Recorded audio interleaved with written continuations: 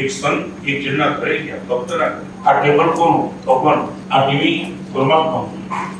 આ ચીટરી પરમાત્મા. બધું જ પરમાત્માનું બોલતા ગયા. ભગવાન તો બધું પ્રભુ આપનું. અને પછી મંદિરમાં જઈને પૂછ્યું, આલમારી ભગવાનની, આ વાટકી ભગવાનની, બધું જ ભગવાન. અને અલમારીમાં ભગવાનનો ફોટો હતો. એ ભગવાનના ફોટા સામે જોઈ પૂછ્યું, આ કોણ? પછી એક જ મારા છે, બાકી કાંઈ નથી. બસ એક પરમાત્મા.